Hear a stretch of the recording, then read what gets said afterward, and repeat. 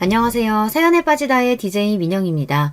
오늘도 두 가지 사연 준비되어 있으니 재미있게 들어주시고요. 구독과 좋아요 버튼도 잊지 말아주세요. 그럼 오늘의 사연 바로 시작해 볼게요. 안녕하세요. 이제 막 100일이 지난 아들을 키우고 있는 여자입니다. 아이 재워놓고 새벽에 틈틈이 사연을 적어서 보내봐요. 저는 나름대로 행복한 가정에서 태어났어요. 제가 유치원에 다닐 때까지만 해도 저희 아버지와 어머니께서는 사이가 좋으셨습니다.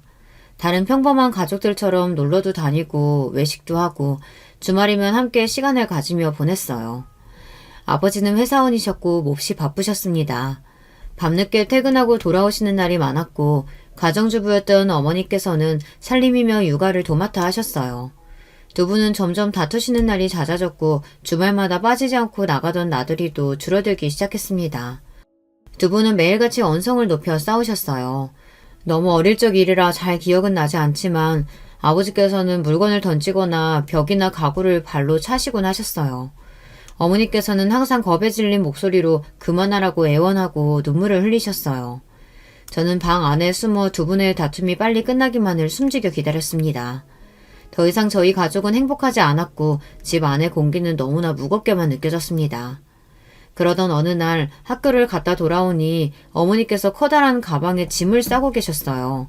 너무나 놀라 어머니께 지금 뭐 하시는 거냐, 짐은 왜 싸는 거냐 여쭤봤고 어머니께서는 집을 나갈 거니 너도 빨리 짐을 챙기라고 하셨습니다. 그 말에 저도 덩달아 아무것도 모른 채로 급하게 짐을 챙기기 시작했어요. 짐이라고 해봤자 당장 사용할 옷까지 몇 개뿐이었습니다. 그렇게 어머니의 손을 잡고 집을 나섰고 어머니께서는 더 이상 이 지긋지긋한 집구석에서는 못 살겠다며 울분을 토하셨습니다. 나중에서야 안 사실이지만 아버지께서는 외도를 하고 계셨다고 해요.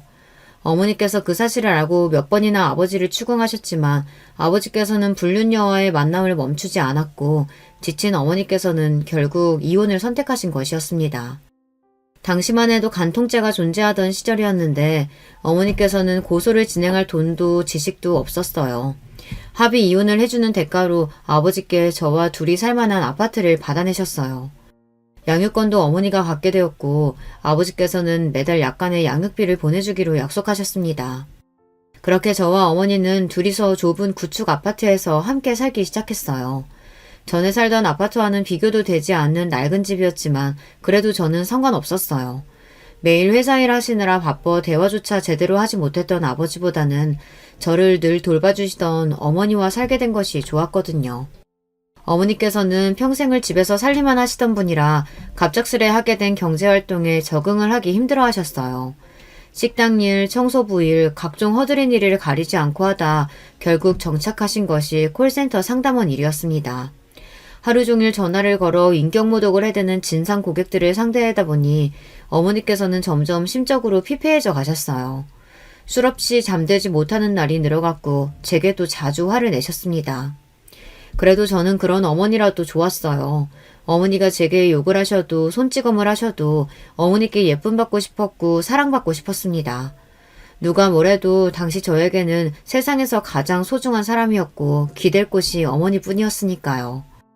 그렇지만 어머니께서는 제게서 행복을 찾지 않으셨습니다. 어느 날부턴가 어머니께서는 집에 자주 남자를 데려오기 시작했어요. 저는 그럴 때마다 방에 들어가 문을 꼭 닫고 없는 사람처럼 행동해야 했어요. 어머니께서 가장 자주 데려오시던 남자는 가까이 다가가기만 해도 담배 쩐내가 진동하는 아저씨였는데요. 동네 술집에서 일하고 있었고 항상 술에 취한 상태였어요. 어머니께서는 제게 새아빠가 생기면 어떨 것 같냐 자주 물어보셨고 그럴 때마다 저는 이대로가 좋다, 새아빠 같은 건 필요 없다 대답했습니다. 너의 아빠가 필요 없을 수도 있겠지. 근데 난 남편이 필요해, 남편이. 어머니께서 술만 마시시면 제가 입이 바르고 닳도록 하시던 말씀이었어요. 아마 당시에 어머니께서는 심적으로 몹시 외롭고 지친 상태셨던 것 같아요. 그 아저씨와 어머니께서는 이혼하기 전 부모님처럼 하루가 멀다 하고 싸우셨어요. 아저씨는 바닥에 술병을 던지기도 하고 집에서 담배를 뻑뻑 피우기도 하고 어머니뿐만 아니라 제게도 자주 화를 내셨습니다. 만약 저 아저씨와 어머니가 재혼을 하게 된다면 난 저 아저씨한테 아버지라고 불러야 하는 건가? 생각만으로도 너무 끔찍한 상상이었고 제발 아저씨와 어머니가 하루빨리 헤어지기만을 바랬어요. 그러나 언제나 불안한 예감은 현실이 된다고들 하잖아요. 결국 어머니께서는 그 아저씨와 재혼을 결심하셨고 저는 그 사실이 몹시 절망스러웠지만 싫은 티를 낼 수가 없었습니다. 혹여나 제가 아저씨 마음에 들지 않는다면 어머니께서 절 버리실까봐 무서웠거든요. 우리 오랜만에 외식하자. 제일 좋은 옷으로 챙겨 입고 나와. 그러던 어느 날 어머니께서는 갑작스레 제게 외식을 가자고 하셨어요. 갑자기 무슨 일인가 싶었지만 영문도 모른 채 어머니를 따라 나섰습니다. 식당에서 저희를 기다리고 있던 것은 다름 아닌 아버지였습니다. 정말 오랜만에 만나 뵙는 아버지였는데 제 기억 속의 모습과 거의 달라지지 않는 모습이었어요. 어머니와 아버지께서는 몹시 형식적으로 딱딱한 대화를 나누셨습니다. 정확하게 기억은 안 나지만 양육권 관련된 내용과 앞으로 절대 연락을 하지 않겠다는 느낌의 대화였던 것 같아요. 두 분은 음식에 거의 손도 대지 않으셨지만 저는 오랜만에 먹는 바깥 음식이 너무 맛있어서 허겁지겁 돈가스를 입에 우겨 넣었던 기억이 납니다. 그렇게 식사 자리가 끝나고 어머니께서는 제게 잘 지내라는 인사를 하셨어요. 잘 지내라니 그게 무슨 말씀이시냐. 설마 나를 버리는 거냐. 어머니를 부여잡고 울었지만 어머니께서는 매정하게 제 손을 떼어내고 가버리셨습니다. 아버지는 그런 저를 보며 한마디도 먼저 입을 열지 않으셨어요.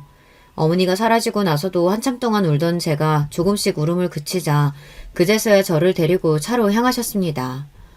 어린 제가 느끼기에 아버지께서는 꼭 기계 같았어요. 감정이 없는 로봇이요. 제가 여기서 더 울고 아버지를 귀찮게 하면 아버지도 어머니처럼 절 버리고 갈지 모른다는 생각이 들었습니다. 울음이 나올 것 같았지만 입술을 깨물며 꾹 참았습니다. 그렇게 차를 타고 집으로 돌아가는 내내 차 안에는 침묵만이 맴돌았어요. 아버지께서는 여전히 저와 어머니와 함께 지내던 그 집에서 살고 계셨어요. 제가 떠나기 전과 달라진 점이 있었다면 그곳에 어머니 대신 다른 여자가 있었다는 사실이었죠. 못마땅한 표정으로 저를 바라보던 그 여자 뒤에는 3살 난 여자아이가 저를 호기심 가득한 눈으로 쳐다보고 있었어요.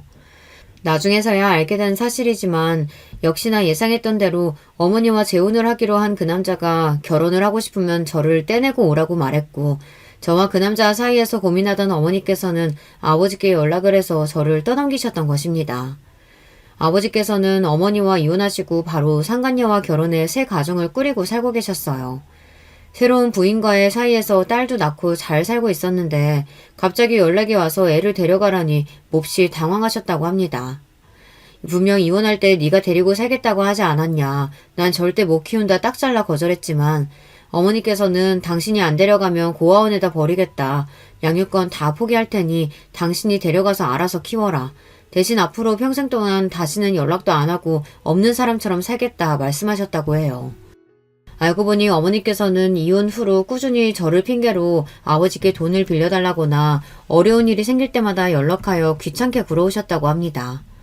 그 문제로 새로 결혼한 여자와도 많이 싸우고 있었고 이참에 아예 애를 데려오면 적어도 앞으로 연락하고 지낼 일은 없겠다 싶어 저를 맡기로 하셨던 것이었어요. 그렇게 저는 아버지와 새어머니와 그리고 이복 동생과 함께 살기 시작했어요. 당연히 새어머니께서는 저를 탐탁찮아 하셨어요. 그렇지만 저는 새어머니께 이쁨 받고 싶었고 단란해 보이는 가족 사이에 끼고 싶었습니다. 부모님께 예쁨 받고 싶었고 그래서 노력했어요. 언제나 새어머니께 살갑게 구려고 했고 동생도 잘 돌봐주려고 했습니다. 그렇지만 새어머니께서는 언제나 저를 못마땅하게 보셨어요. 둘이 두면 얘가 우리 애한테 무슨 해코지를 할지 모른다며 절대 저와 동생을 단 둘이 두지 않으셨습니다. 애가 지 엄마를 닮아가지고 표정부터 악독하다면서 저런 애를 키우게 되다니 아이고 내 팔자야 하시며 크게 혀를 차시거나 저 들으라는 듯 욕을 하시고는 했어요. 새어머니께서는 제 끼니도 제대로 챙겨주지 않으셨고 당시 10살배기였던 저는 혼자서 라면을 끓여 먹거나 냉동식품을 전자레인지에 돌려 먹고 밥솥에 남아있는 밥을 꺼내 냉장고에 있는 반찬들로 혼자 차려 먹을 수 있을 정도로 철이 일찍 들었습니다. 새어머니께서는 언제나 동생 생각뿐이셨고 저는 뒷전이었어요. 반겨주시리라 생각도 하지 않았지만 예상보다 더 심한 처우에 몹시 외롭고 괴로운 시간들이었습니다. 동생은 저를 조금 무서워하고 낯설어하긴 했지만 착한 아이였어요. 새어머니께서 본인 먹으라고 챙겨준 간식을 제게 나눠주기도 하고 함께 그림을 그리면서 놀기도 하고 제 이야기에 웃어주고 제게 친절하게 대해주었습니다.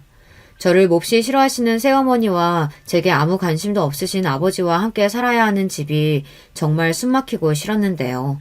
그나마 동생이 있어서 조금 버틸 수 있었어요.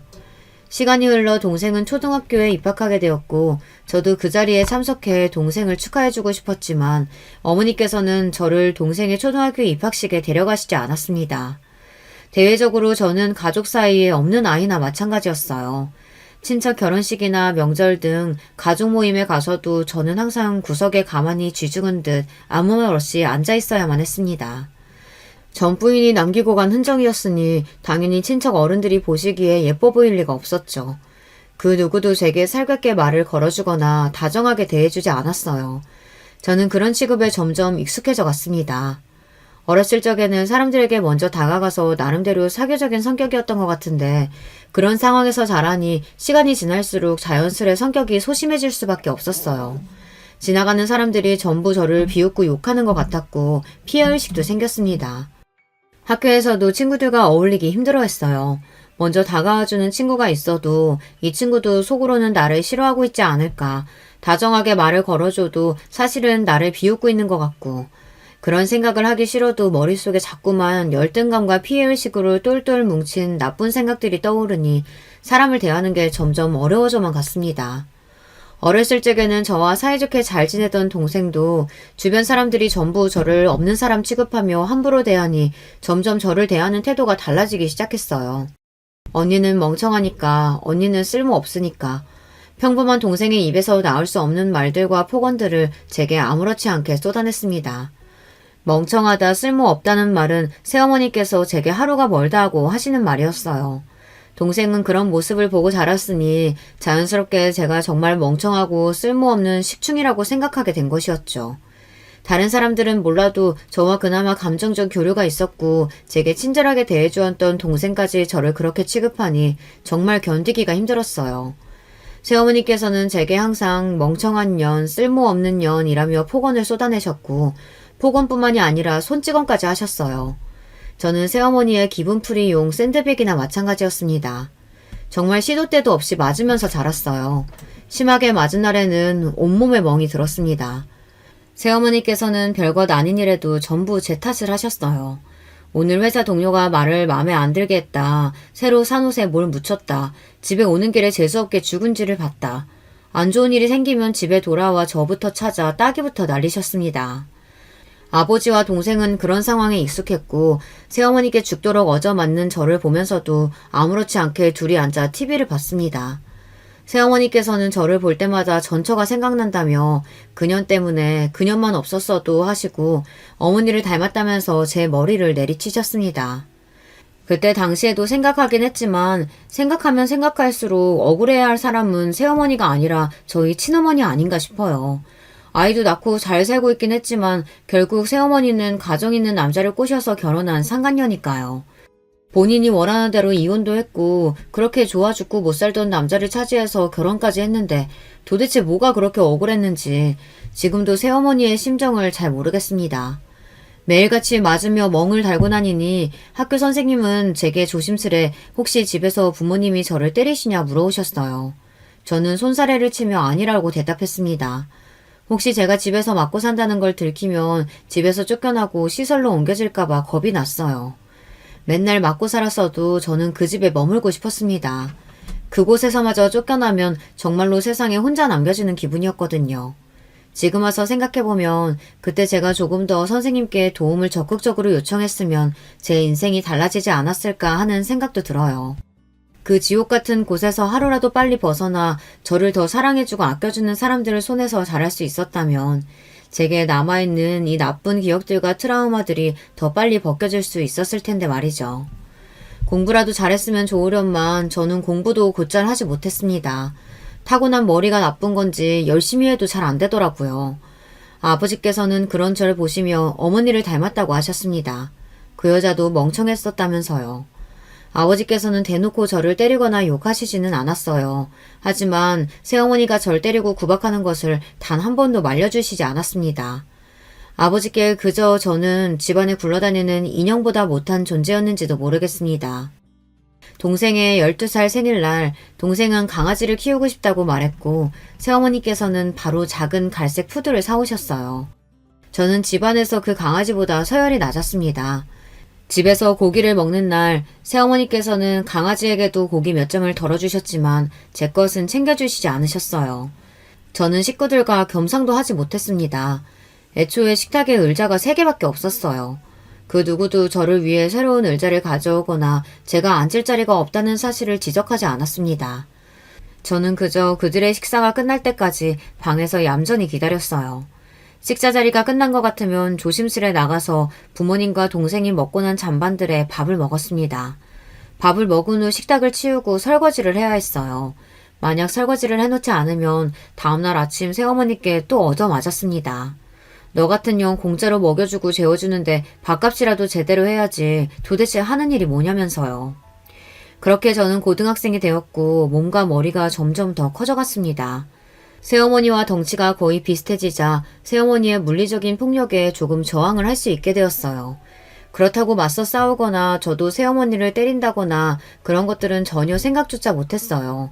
그저 저를 때리시는 새어머니의 팔을 잡거나 못하게 막는 수준이었습니다. 그렇지만 그마저도 새어머니께서는 감히 집에서 키우는 개만도 못한 존재가 본인에게 대들었다는 사실 자체가 너무 화가 나셨는지 이제 감히 반항을 하냐, 좀 컸다 이거냐, 한 번만 더 이런 식으로 시건방지게 굴면 정말 내쫓아버리겠다 소리를 고래고래 지르셨습니다. 그쯤부터는 제가 처해 있는 상황이 얼마나 불합리한 건지, 얼마나 반사회적인 환경에 처해 있는 건지 현실적으로 깨달을 수가 있었어요. 이전에는 그저 버림받는다는 불안감과 혼자가 되고 싶지 않다는 마음, 부모의 사랑을 갈구하는 마음, 애정 결핍, 그런 것들이 번복되어 저를 그 지옥 같은 곳에서 머물게 하고 있었지만 새어머니께 두들겨 맞고 난 다음날 멍이 가득 든 팔뚝과 피딱지가 얹혀있는 입술을 보며 더 이상 이렇게 살 이유가 없다는 생각을 했어요. 결국 그렇게 저는 집을 나왔습니다. 수중에 돈이 한 푼도 없었고 용돈 같은 것도 받아본 적이 없었기에 집에서 나오기 전에 무작정 새어머니의 지갑을 들고 나왔어요. 태어나 처음으로 해본 나쁜 짓에 가슴이 쿵쿵 뛰었습니다.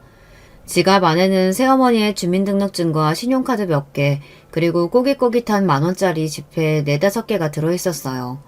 카드는 사용했다가는 바로 알림이 가거나 위치 추적이 될 테니 당장 사용할 수 있는 현금만 꺼내고 나머지는 우체통에 넣었습니다. 어디서 들은 건데 주민등록증이 들어있는 지갑은 우체국에서 배달을 해준다고 했거든요.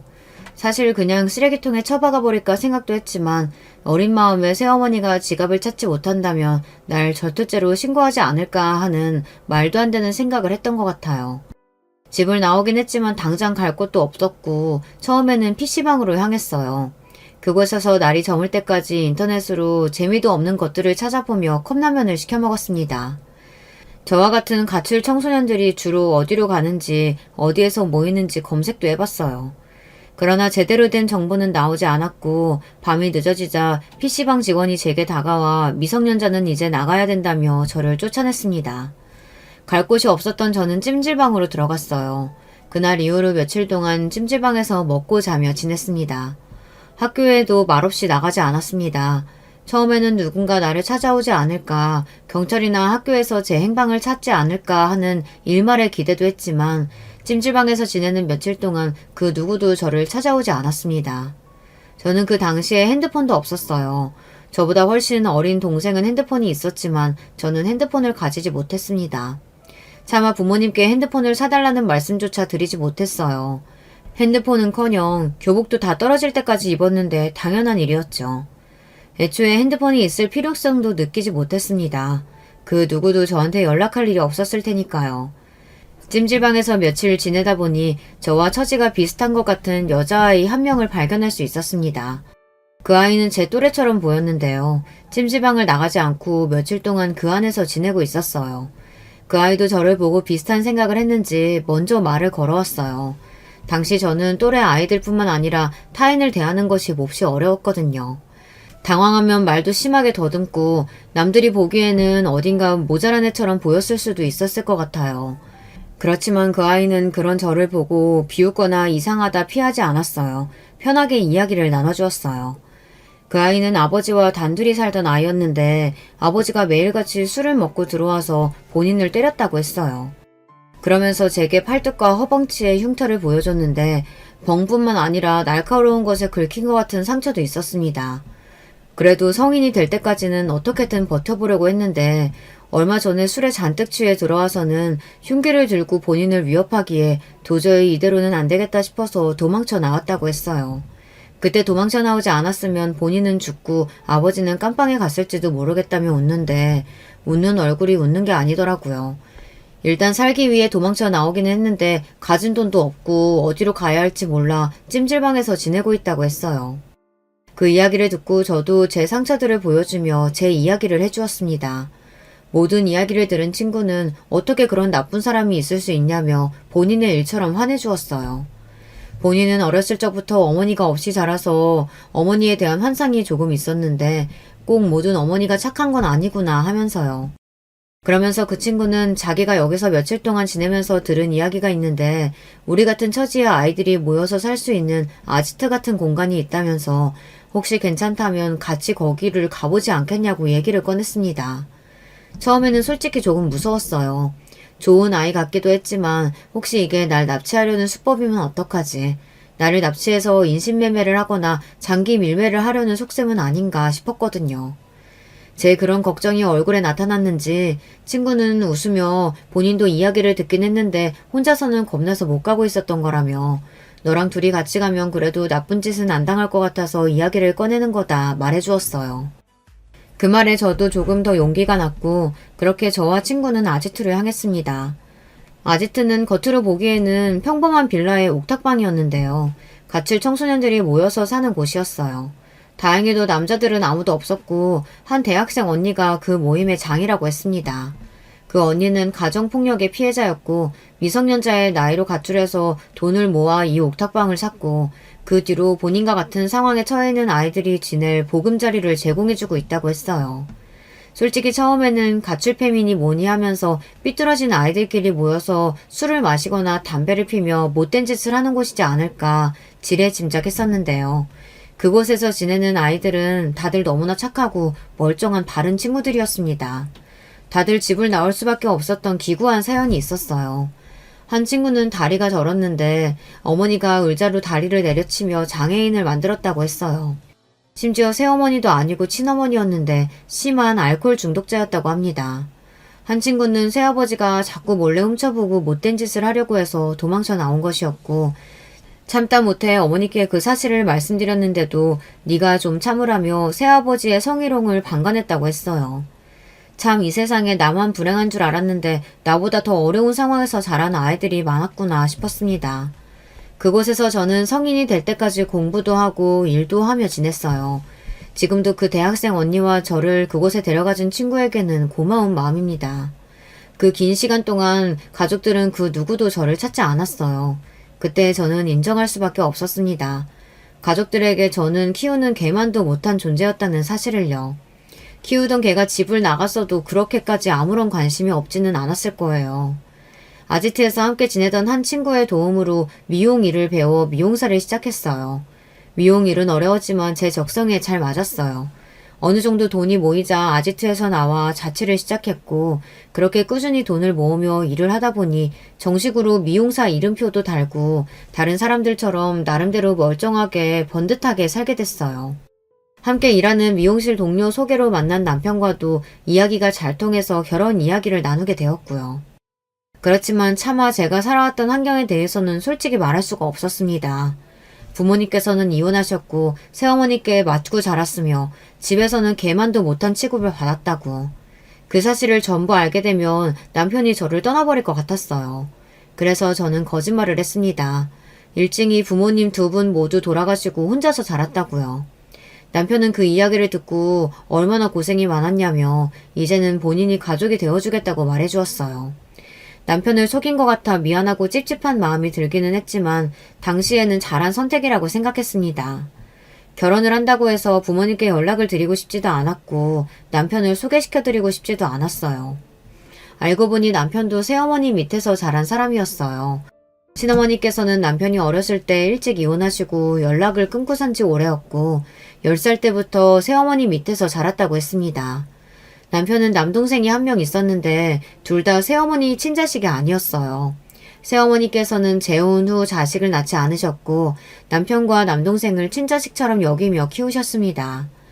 새어머니께서는 비록 배 아파 낳지는 않았지만 둘은 가슴으로 낳은 자식이라며 지금껏 단 한 번도 친자식이 아니라고 생각해 본 적이 없다고 하셨어요. 같은 새어머니인데도 이렇게 다를 수가 있구나 싶었고 부모님께서 이혼을 했는데도 이런 화목하고 행복한 가정에서 사랑을 받으며 자랐다니 속으로 남편이 많이 부러웠어요. 시부모님께서는 부모 없이 자라서 얼마나 힘들었냐며 이제부터 우리를 친부모처럼 생각하고 살자 말씀해 주셨고 사실상 거의 부모 없이 자란 거나 마찬가지였지만 시부모님의 말씀에 조금 양심이 찔리기는 했습니다. 어찌됐든 제 친부모님들은 두 분 다 멀쩡히 살아계셨고 저를 나름대로 키워주신 새어머니께서도 마음만 먹으면 연락을 드릴 수 있었으니까요. 나쁜 의도는 없었지만 제 신분과 출신을 속인 것이니 마음이 편할 리가 없었습니다. 그렇지만 이제 와서 모두 사실 거짓말이었다. 부모님이 두 분 다 계신다 사실을 밝힐 수는 없었어요. 결국 그렇게 혼주석을 비운 채 결혼식이 진행되었어요. 결혼을 하고 나니 정말 제가 가족이 생긴 것 같은 기분에 참 신기했습니다. 평생 동안 외톨이로 살 줄로만 알았는데 맘 편하게 기댈 수 있는 내 편이 생기게 되었고 그 사실만으로도 마음이 많이 안정되었어요. 가족이라는 울타리가 주는 안정감이 이렇게 크구나 싶었습니다. 그렇게 행복하고 안락한 결혼 생활을 보내던 와중 도련님께서 결혼을 하시게 되었어요. 상대 여자는 저와 동갑이었고 도련님보다 5살 연상이었습니다. 저와 다른 점이 있다면 조건이 몹시 좋은 여자였다는 사실이었어요. 부모가 사업을 하는 부잣집 딸이라고 하더라고요. 본인은 대학원을 나와 공부를 하느라 특별한 직업이 없었지만 나이에 비해 얼굴도 예쁘장하고 관리가 잘 된 느낌이었어요. 공부하느라 지금껏 남자도 잘 못 만났고 도련님과의 만남이 첫 연애라고 하더라고요. 상견례 자리에서 처음 만나게 되었는데 듣던 대로 성격도 몹시 싹싹하고 밝고 사교적인 여자였어요. 소심한 저와는 다르게 첫 만남부터 낯선 사람에게 말도 잘 붙이고 활발해 보였습니다. 그런 동서에게 첫눈에 호감이 갔고 도련님께서 결혼할 여자를 참 잘 골랐다고 생각했어요. 그렇게 도련님의 결혼은 문제없이 착착 진행됐고 무사히 시까지 올렸습니다.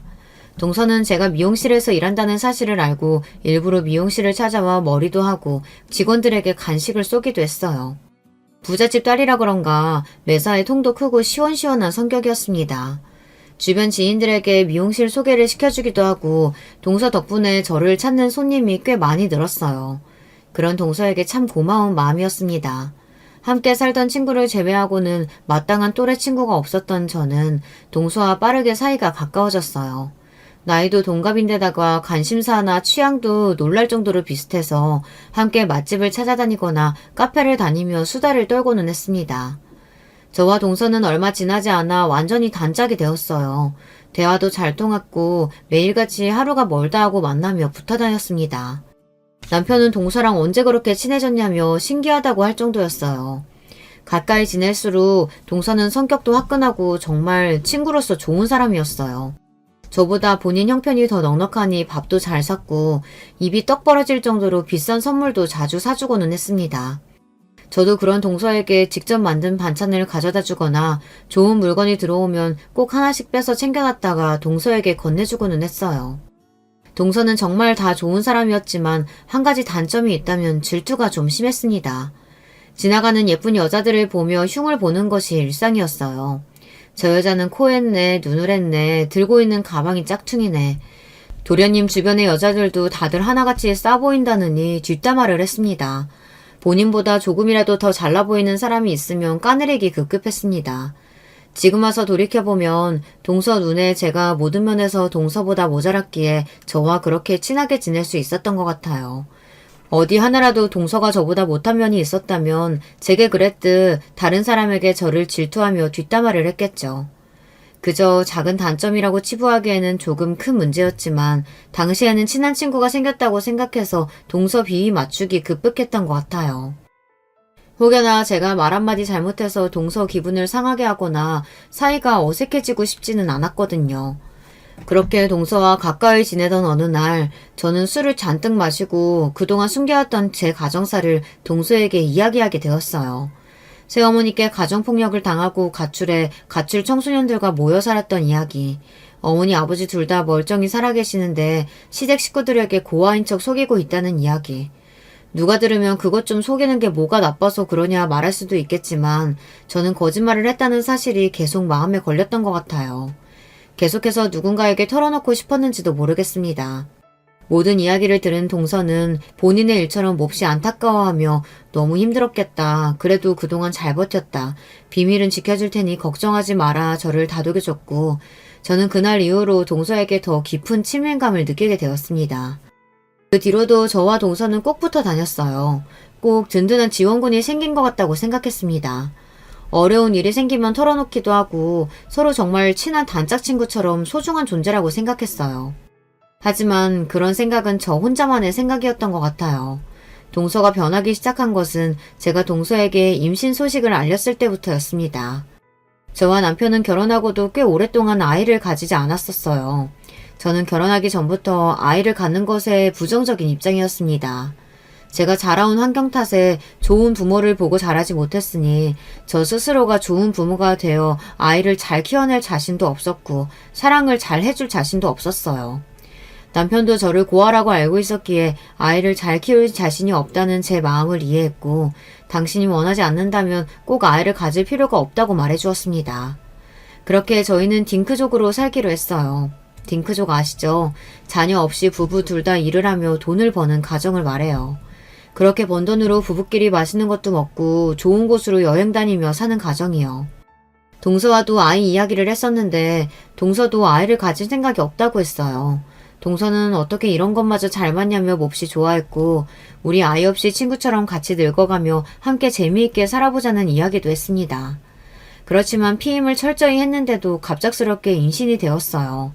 그런데 그 사실을 동서에게 알리니 반응이 영 떨떠름했습니다. 형님, 애 안 가지려던 거 아니었어요? 나한테 딩크족으로 산다고 했잖아요. 원래 그럴 생각이었는데 우리도 전혀 예상하지 못했던 임신이야. 그렇지만 생긴 걸 어쩌겠어. 생명을 지울 순 없잖아. 동서는 알겠다며 전화를 끊어버렸고 몹시 기분이 상한 것 같았어요. 서로 딩크족으로 살자며 친구처럼 늙어가자고 했는데 제가 배신을 했다고 생각해서 그런 건가 싶었습니다. 그래도 잠시 그런 거겠지. 시간이 지나면 괜찮아지겠지 했는데 아무리 시간이 지나도 동서의 태도는 변하지 않았어요.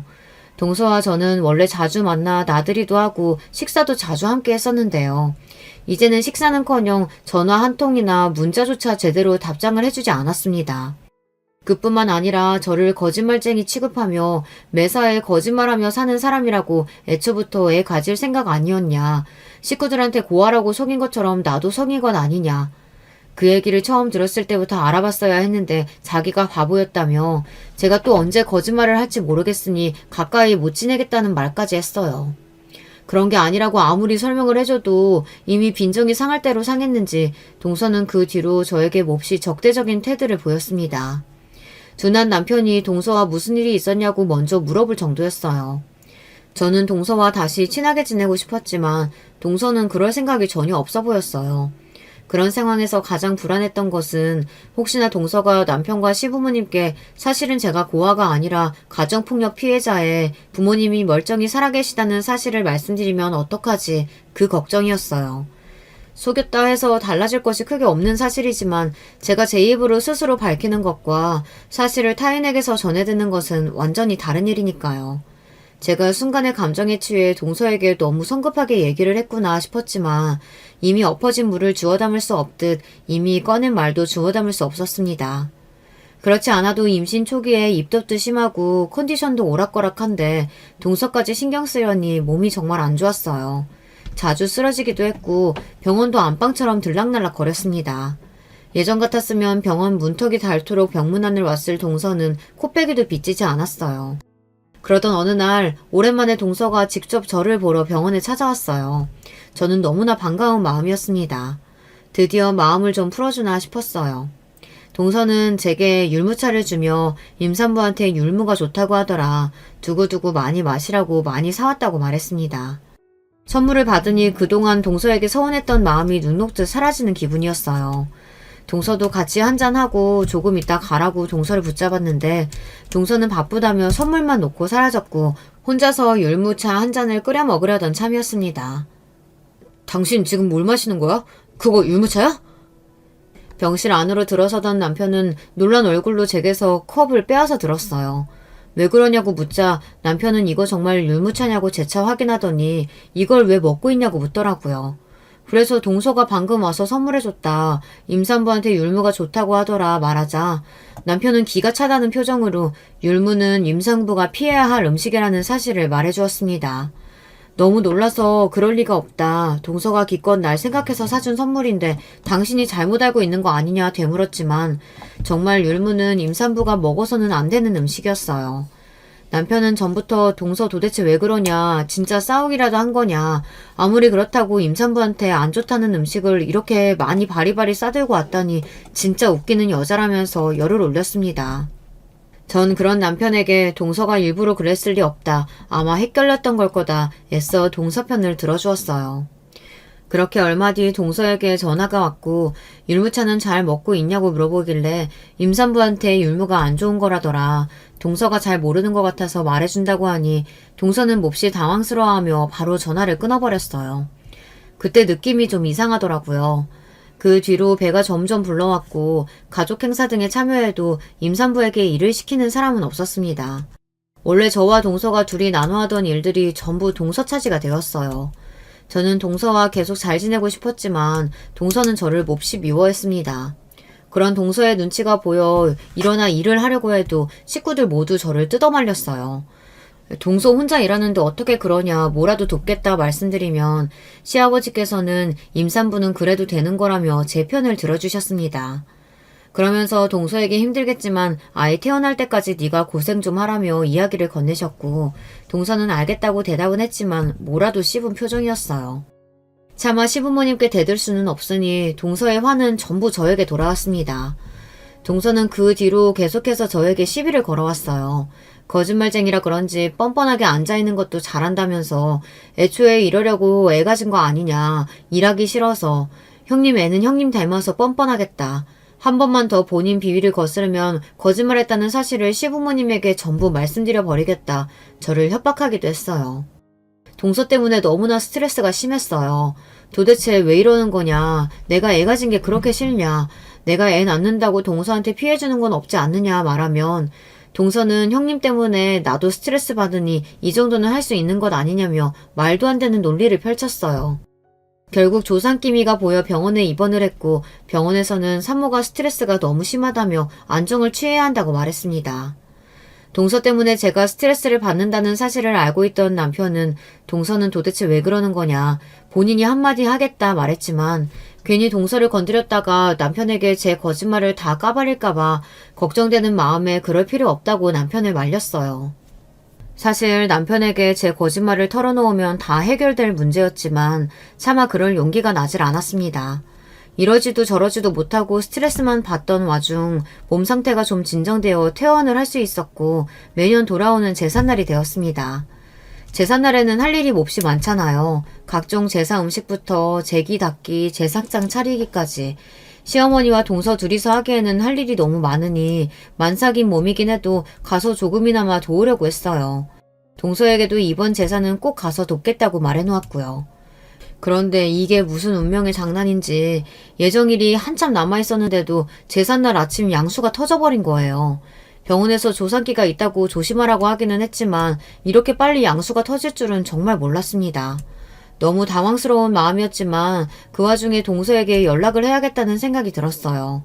급하게 전화를 걸어 동서에게 내가 오늘은 꼭 가려고 했는데 지금 양수가 터졌다. 아무래도 병원에 가봐야 할 것 같다 말했고 동서는 수화기가 울릴 정도로 소리를 고래고래 질렀습니다.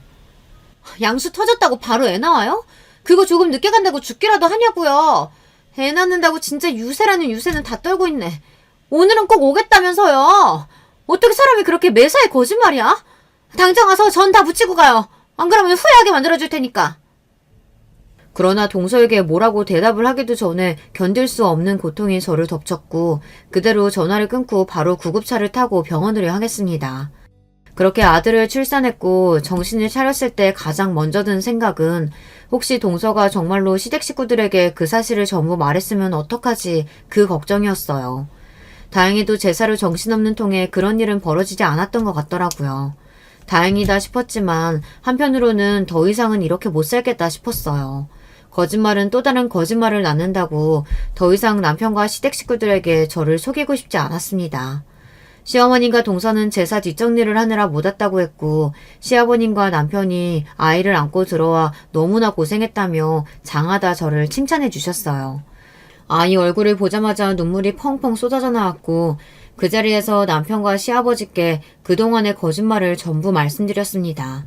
사실 저 고아 아니다. 부모님 두 분 다 멀쩡히 살아계신다. 근데 그동안 말할 용기가 없었다. 새어머니한테 맞고 자랐다. 집안에서 거의 내다 버린 자식이었다. 남편도 새어머니 밑에서 자랐는데 너무 행복해 보여서 부러웠다.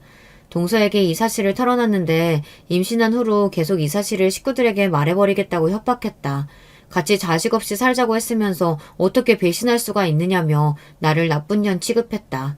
너무 스트레스 받고 힘들었다. 틈만 나면 나한테 거짓말쟁이다. 나 같은 여자 밑에서 자랄 자식이 불쌍하다. 오늘도 아침에 양수가 쳐졌다고 전화하니 그거 좀 늦게 낳는다고 안 죽는다며 소리를 고래고래 질렀다. 도저히 이렇게는 못 살겠어서 지금 다 말씀드리는 거다. 속에서 너무 죄송하다. 줄줄이 제 속마음을 털어놓고 나니 정말 속이 뻥 뚫린 듯 시원했습니다. 제 이야기를 모두 들은 시아버지께서는 잠시 무언가를 생각하시는 듯 하더니 한숨을 푹 쉬고 입을 여셨어요. 사실 네 동서 애 안 낳는 게 아니고 못 낳는 거다. 불임이야. 전혀 예상하지도 못했던 말에 눈이 휘둥그레졌어요. 게다가 그 뒤에 나온 말은 더더욱 충격적이었어요. 그리고 이혼 경력이 한 번 있었단다. 전 남편하고는 의부증 때문에 헤어졌대. 우리도 결혼 후에 알게 됐다. 알고 보니 동서는 도련님과 결혼하기 이전에 한 번 결혼을 했던 적이 있었어요. 공부하느라 연애라고는 한 번도 못 해봤고 남자라고는 도련님이 처음이라더니 그 모든 것들이 다 뻔뻔스러운 거짓말이었던 겁니다. 결혼 후 아이 이야기에 반응이 너무 과하길래 영 이상하다 싶어 조사를 좀 해봤더니 불임에다가 이혼 경력이 있었던 거예요. 질투가 심한 사람이었기에 전 남편을 쥐잡듯 잡았고 전 남편은 동서처럼 심한 을부증 환자와는 도저히 못 살겠다며 이혼을 했던 것이었습니다. 모든 사실을 알고 난 도련님께서는 당연히 이건 사기 결혼이다, 이혼하겠다 선언했지만 동서는 도련님의 바지가랑이를 잡고 매달리며 제발 용서해달라, 당신을 너무 사랑해서 그런 거다. 절대 당신한테는 그런 이상한 짓 안 하겠다. 평생 고분고분 내조 잘하며 살겠다 매달려서 결국 참고 살기로 했던 것이었습니다. 그래서 그동안 제게는 그렇게 불같이 굴었음에도 시댁 식구들과 도련님께는 얌전한 강아지처럼 내내 하며 말을 잘 들었던 것이었고요. 시아버지께서는 이제 정신을 좀 차리고 사람 됐나 싶었더니 뒤로는 그런 짓을 하고 있을 줄은 정말 몰랐다며 이제 더 이상 참고 살아줄 이유가 없다, 이혼시키겠다 말씀하셨어요. 이야기를 전해들은 도련님 또한 몹시 화를 내시며 바로 사기 결혼으로 이혼 소송에 들어갔습니다. 알고 보니 동서는 전 남편과 헤어질 때도 이혼 소송으로 돈을 많이 썼다고 하더라고요. 변호사 선임 비용에도 돈이 많이 깨졌는데 위자료까지 거액을 물어줘서 친정에서 그 돈을 다 내줬다고 했어요. 동서는 이번에 소송하면 절대 집안에서 도와주지 않을 거라며 제발 소송 없이 이혼해달라, 합의 이혼해주면 조용히 사라지겠다 싹싹 빌었지만 도련님께서는 결국 소송을 걸었고 전해 듣기로는 변호사도 없이 혼자 나왔다고 하더라고요. 안타깝게도 동서가 불임에 재혼 사실을 숨기고 결혼했다는 사실을 알게 된 지 3개월이 훌쩍 지난 뒤여서 혼인 취소 소송은 걸지 못했지만 이혼 소송 결과는 당연히 도련님 쪽의 승리였어요. 그래서 거액의 위자료를 받게 되었습니다. 가진 게 쥐뿔도 없는 여자라 위자료를 못 받으면 어쩌나 걱정했는데 그래도 동서 친정에서 위자료는 전달했다더라고요. 동서 부모님께서는 도련님께 미안하다며 동서가 그런 사실을 다 숨기고 결혼한지 본인들도 몰랐다. 이게 동서 부모로서 해주는 마지막 일일 거다. 저런 정신 나간 년은 우리도 더 이상 못 걷어준다. 알아서 살라고 내쳐줄 거다 말씀하셨다고 해요. 그 뒤로 동서 소식은 전혀 전해 듣지 못했고 저희 식구들은 아무 문제 없이 아주 화목하게 지내고 있습니다. 솔직히 아이를 처음 가졌다는 걸 알게 됐을 때 임신한 기간 내내 정말 불안했어요. 제가 좋은 엄마가 될 수 있을까에 대한 확신도 가지지 못했는데 옆에서 동서가 저를 많이 힘들게 했으니까요. 스스로 거짓말을 했다는 것에 계속해서 죄책감이 느껴지기도 했고요. 그렇지만 이제는 모든 문제가 해결되었고 모든 사실을 숨김없이 다 밝혔고 시댁 식구들은 그런 저를 아무런 편견 없이 받아들여 주었습니다. 제 품 안에 안겨 잠든 아들을 볼 때마다 걱정했던 것이 무색해질 정도로 요즘은 너무나 행복한 기분뿐이에요. 제가 사랑을 받지 못하고 자란 만큼 아들에게는 사랑을 넘치도록 듬뿍 주며 키우고 싶습니다. 앞으로도 좋은 아내 그리고 좋은 엄마가 될 수 있도록 노력하며 살아가겠습니다. 부디 우리 가족의 앞날, 특히 사랑하는 우리 아들의 앞날에 항상 행복만이 가득하길 바라며 이 글을 마치겠습니다. 안녕하세요. 저는 경기도 부천시에 거주하고 있는 40대 여성이에요. 저는 오늘 제가 겪어본 경험담을 풀어보고 싶어서 사연에 빠지다 문을 두드리게 되었는데요. 결혼하기 이전에 제가 살아온 길은 단순한 듯 복잡하였던 것 같아요. 제가 9살 때였는데 아빠가 바람을 피우셨어요. 엄마한테 걸리셔서 두 분이 엄청 싸우셨었고요. 다시는 바람을 안 피우시겠다고 아빠가 그런 다짐을 하셨던 모습이 제 기억에 얼핏 남아있네요. 그리고 제가 11살 되던 해에 아빠는 돌아가셨죠.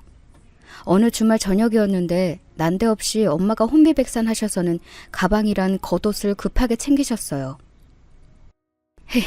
희선아, 엄마는 지금 갑자기 연락이 와서 병원에 가봐야 하거든? 그러니까 혼자 밥 잘 챙겨 먹고 혹시 무슨 일 생기면 옆집 이모한테 가서 도움 청하고, 알았지? 응, 알았어. 근데 엄마 어디가? 연락이 어디서 온 거야? 혹시 아빠 연락이야? 아까 전화 받을 때 엄마가 아빠 이름 부르는 것처럼 들렸는데.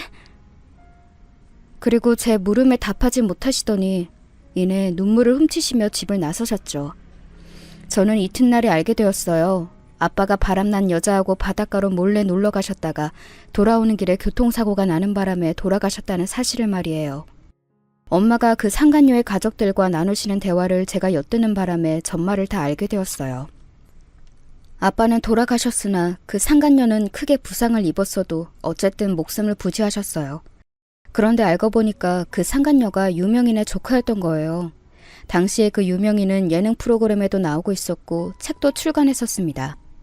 그때는 서점이 주요 문화생활의 거점이었거든요. 그러니 유명인이라고 불러야 마땅했죠. 게다가 그 상간녀는 어느 부잣집 아들하고 결혼을 전제로 교제 중이었다네요. 그런 와중에 유부남하고 바람을 피웠던 겁니다. 상간녀의 가족들은 엄마에게 이러한 추문을 외부에 발설하지 않는 대가의 비용으로 거액을 제시하셨어요. 엄마는 어린 자식인 저를 생각해서 그 돈을 받으셨습니다. 왜냐하면 이틀 정도를 제 얼굴 빤히 보시면서 제 머리를 가만히 쓰다듬거나 꼭 안아주셨거든요. 그래서 저는 눈치챘어요. 저는 어렸지만 나이에 비해 상황 판단이 빠른 아이였던 것 같아요. 엄마에게 이런 소리를 했으니까 말이죠. 엄마, 이거 아무한테도 말하지 마. 돈 생겼다고. 이제 돈 많다고 그런 얘기 절대로 아무한테도 하면 안 돼? 당연하지, 우리 딸. 엄마가 어디 가서 이런 얘기를 하겠어? 안 그래? 엄마 가족한테 할 수 있잖아. 나는 외가 친척들이 절대로 이걸 몰랐으면 좋겠어. 그러면 우리 돈 다 빼앗으려고 할 거니까. 희선아, 네가 어떻게 그런 생각을... 아니다. 그만큼 이 엄마가 너에게 신뢰를 주진 못했다는 뜻이겠지. 그래, 알았어. 엄마가 우리 딸이 하자는 대로 꼭 따를게. 당혹스러워 하시던 엄마였지만 곧 수긍을 하셨죠. 외삼촌이 저희 집을 등쳐먹으셨다는 거 저는 진작 알고 있었어요. 그것 때문에 제가 학교 입학했던 직후에 거짓고로 하고 다녔다는 건 역시도 말이죠. 그리고 외할아버지 외할머니께서는 외삼촌 편이셨어요. 또한 언제나 큰이모한테는 아들만 둘 낳은 기특한 효녀, 시댁에서 사랑받을 며느리 이런 식으로 표현을 하셨는데 저희 엄마한테는 딸년 하나 덜렁 낳고 처량하게 산다라는 식으로 힐난하셨어요. 그러신 분들이 저를 기특해 하실 일은 없었죠. 희선이 저것은 기집애가 눈 똑바로 뜨고 어린 것이 할 말 다 하는데 벌써부터 싹수 노랗구나. 커서 뭐가 될는지 벌써부터 걱정이야. 기집애가 저러면 안 되는데. 부모가 교육 못 시키고 있는 탓이 큰 게지. 그렇고 말고. 상대가 자기를 좋아하는지 싫어하는지 어린 아이들도 그 진심을 다 알고 구분해요. 그래서 저는 외가 사람들이 저를 얼마나 못마땅해 하고 안 예뻐하는지 다 인지하고 있었습니다. 늘 그렇게 저희 집을 향해 툴툴 대셨던 분들이 저희 집이 가장 만만했는지 어느 날 외할아버지께서 질환으로 쓰러지셔서 갑자기 수술하게 되었을 때 가장 먼저 저희 집에게 손을 벌리시더라고요. 엄마는 이런 말씀까지 하신 적이 있었어요. 나는 내 집안 식구들 때문인지 네 아빠가 바람 피우고 밖으로 놔두는 것에 그리 떳떳하게 따지질 못하겠다는 기분이 들 때도 있었어. 내가 오죽 식구들 때문에 마음고생을 많이 했으면 그런 기분까지 들었을까. 하지만 친가 쪽은 완전히 콩가루 집안이라서 뿔뿔이 흩어져 사는데 그나마 제사를 챙기는 신용이나마 하면서 헌신하는 사람은 엄마뿐이었거든요. 그렇기 때문에 저는 바람을 피우셨던 아빠에 대해서는 무조건 엄마의 잘못이 없다고 생각을 해왔습니다. 아빠가 돌아가신 것 너무 갑작스러웠고 그 내막마저 혼란스럽게 짝이 없었지만 어쨌든 저는 엄마가 앞으로는 행복하게 덜 걱정하시면서 사시기를 바랐어요. 그런 마음으로 돈 생겼다는 얘기를 절대 아무한테도 하지 마시라고 당부했던 것이고요. 시간이 흘러 제가 중학교 3학년 때 엄마가 잠깐 어떤 아저씨를 만난 적이 있었는데요. 저는 엄마의 인생이니까 무조건 연애를 하셔도 된다고 생각했어요. 아무 불만 없었습니다. 엄마가 연애를 시작하시고서 얼굴이 점점 펴시는 모습이 보기도 좋았고요. 어쩌면 재혼을 하시게 될지도 모른다고 짐작했었네요. 그런데 몇 달이 지난 후에 재혼 소식은커녕 별별 소식을 엄마가 전해오셨어요. 맥주 한 캔을 비우신 엄마가 한숨을 쉬며 말씀하셨죠. 알고 보니까 그 인간이 내 돈을 노리는 거였더라. 그 인간에게 다른 여자가 있었어. 그 여자랑 통화하는 소리를 엄마가 우연히 엿들어서 알게 된 거야. 찬운이지. 내 등골 빼먹는 즉시 그 여자와 멀리 가버릴 작정이었는데 앞으로 엄마는 사람을 전혀 못 믿고 살 것 같아. 희선아, 너도 아무도 믿지 마라. 우리는 서로만 믿으면서 살자. 알겠지? 알았어, 엄마. 우리끼리 열심히 잘 살아보자. 나 요즘 들어서 고등학교 진학 앞두고 생각이 많아졌어. 공부의 기초를 더 열심히 쌓아둘 걸 후회되더라고. 대학 좋은 곳 가서 좋은 직장 들어가고 싶은데 내가 엄마를 호강시켜주고 싶은데. 지금부터 하면 돼.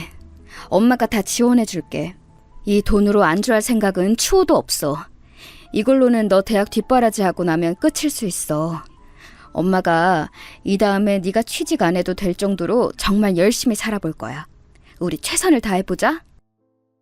저는 고등학교 재학 내내 열심히 공부했고 엄마는 주식 공부를 하면서 동시에 작게 미시 대상으로 하는 기능성 옷 사업을 시작하셨어요. 이게 쏠쏠하게 잘 되었고요. 나중에 이게 확장이 되어서 제가 대학 갔을 때는 기능성 신발 사업으로 바뀌어 있었습니다. 그런데 생산 공장 측과 자꾸 마찰이 생겨서 엄마가 스트레스로 그만두셨네요. 탈모에 위경련까지 오셨거든요. 그래도 돈은 꽤 불리셨습니다. 저는 명문대에 가지는 못하였으나 만족할 정도의 급은 들어갔어요. 참고로 저도 엄마처럼 남자에게 대이는 일이 있었거든요. 대학 다니면서 사귀게 된 남자친구였는데 제가 비록 행색으로 티를 내고 다니지는 않아도 집안에 돈은 넉넉하다는 식으로 이야기를 몇 번 흘렸었나 봐요. 그 남자친구는 저에게 뜯어먹을 궁리만 했습니다. 우리 새로 생겼다는 레스토랑 가볼까? 거기 벌써 소문나서 연예인들도 온다는데? 우리는 네 빵빵한 지갑이 있으니까 전혀 걱정 없잖아. 맞다. 나 가지고 싶은 신발 생겼는데 한정판 운동화가 이번에 시중에 풀리거든. 그거 웃돈 주고서라도 꼭 사고 싶어. 네가 구해줄 거지? 응? 이런 거 다 돈이면 해결돼. 당연히 헤어졌고요. 앞으로는 절대 그 누구에게도 돈 이야기는 하지 않으리라고 다짐했죠. 엄마는 주식을 조금씩 하시다가 부동산으로 옮겨가셨어요. 집이 큰 건 의미 없으시다고 작은 월세에 사셨고 구입하신 집은 세를 주셨네요. 저는 대학 졸업을 하고 직장에 다니다 보니 어느 순간 일상에 염증이 왔어요. 주변에 제 또래가 결혼하는 경우를 보면서 진지한 연애가 하고 싶어지기도 했고요. 엄마는 저에게 강조를 하셨습니다. 고학력자, 얼굴값 하는 놈, 이런 거 다 필요 없고 부질없어. 너 좋아해주는 남자면 돼. 벌이가 부족하고 외모가 별로라도 너 하나만 보고 바람 안 피우는 외골수면 그게 괜찮은 남자인 거야. 엄마가 인생의 경험을 바탕으로 해주신 조언, 그걸 염두에 깊게 새기고 만난 상대가 바로 제 남편이었던 거예요. 제가 연하이긴 한데 둘이 1살 차이예요. 마치 동갑 친구나 다름없어서 연애 초반부터 재미있게 지냈어요. 괜찮은 남자를 만나기 힘들 거라고 생각했던 저의 우려를 깨부셔준 게 남편이었어요. 남편 성격이 외향적인 것과는 거리가 멀어요. 그래서 남편이 표현을 대놓고 하지 않아서 답답할 때도 있었는데 허세 부리는 것보다는 나았죠. 저는 성격이 활발한 편이라서 남편이 저랑 있으면 주변이 밝아지는 느낌이라 좋다고 그랬어요.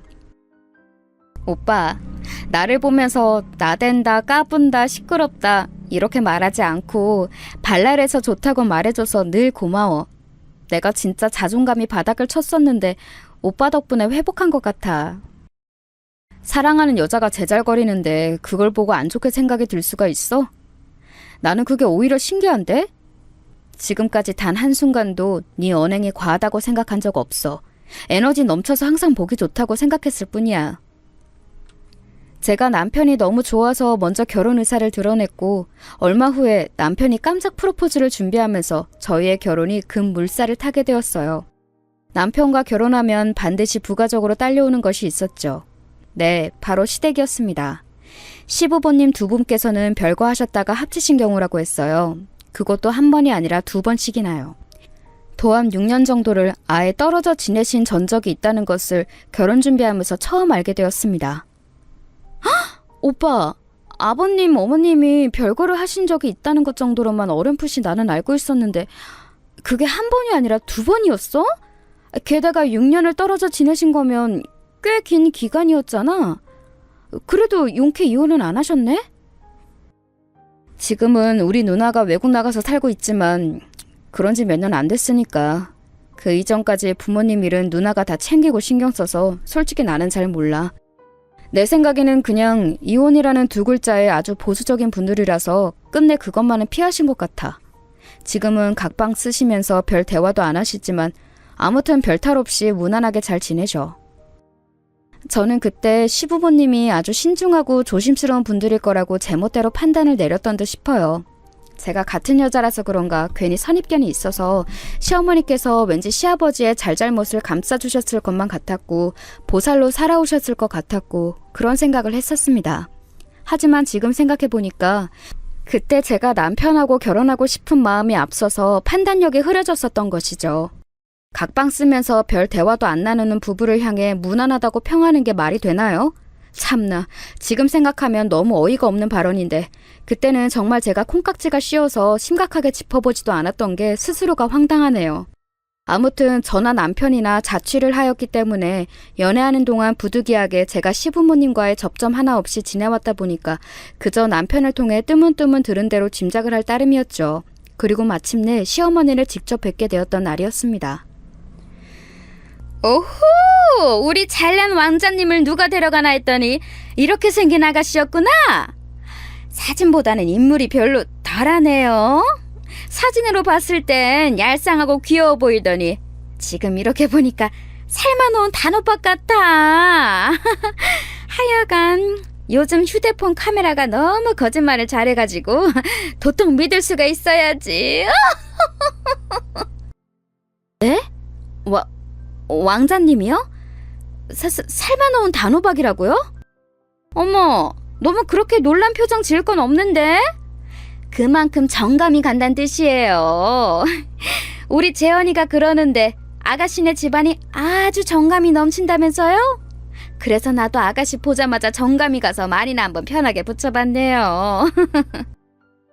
아, 그러시구나. 감사합니다. 그런데 저희 집안이 정감이 넘친다는 게 무슨 의미인지 여쭤볼 수 있을까요? 아이고 저런, 고급 은유를 못 알아듣는구나. 집에 돈이 부족해서 정만 있을 것 같다고. 가난한 집들은 서로 지지고 볶고 살게 되어 있으니까 좋게 보자면 정감이 넘치는 거지. 아, 말은 내가 바로 놔도 되지? 너 이름이 뭐더라? 희선? 무슨 희선이니? 본관이 어디니? 네? 저 윤희선인데요. 파평 윤씨이고요. 아, 윤씨. 내가 옛날에 식당 차리기 전까지 중마고우로 지냈던 친구가 윤씨였는데 아우, 얼마나 사람 바가지를 잘 긁어놨는지 모른단다. 결국은 서로 크게 싸우고 돌아섰지. 그 후로 내가 윤씨에게는 별로 좋은 인상이 없지. 그날 너무 얼떨떨할 수밖에 없었던 것이 제가 막연하게 머릿속에서 그려오고 상상해왔던 시어머니의 이미지와 실제 상황은 무척이나 달랐습니다. 제가 너무 당혹스러운 분위기에 압도당한 나머지 할 말을 잃고 있던 그 자리에서 시어머니께서는 구구절절 말씀을 아주 길게 하셨어요. 여자가 결혼하고 나서 지켜야 할 덕목에 대한 내용들이었던 것 같아요. 참고로 시어머니께서는 그때 기준으로 꼬박 13년째 식당을 운영하고 계셨어요. 콩나물 국밥이 주 메뉴인 식당인데 나름 알짜배기로 운영이 잘 되어서 확장 이전을 2번 하였다고 들었습니다. 그런데 주변의 직장인들이 주된 손님층이기 때문에 식당이지만 특이하게 휴무일 하루가 주말에 있어요. 일요일마다 식당이 쉽니다. 그리고 시어머니께서도 평일에만 식당을 거의 나가시고 토요일에는 출근은 안 하세요. 그렇기 때문에 제가 더더욱 연애하면서 그 식당을 가볼 일이 없었던 거예요. 첫 대면 때 제가 솔직히 시어머니의 언행에 살짝 기분이 상했었는데 며칠 후 시어머니의 초대로 남편과 함께 토요일에 그 식당을 갔었어요. 그리고 이때 기분 전환이 됐었죠. 시어머니께서 그곳 직원분들께 저를 며느리라고 소개하셨거든요. 여러분, 여기 주목! 이쪽 아가씨가 우리 며느리. 곧 우리 아들하고 결혼식 올릴 거야. 다들 의무적으로 결혼식 참가하는 거 알죠? 잉? 앞으로 종종 우리 며느리 보게 될 테니까 보면 잘들 인사해주고 그렇게 지내요. 잉?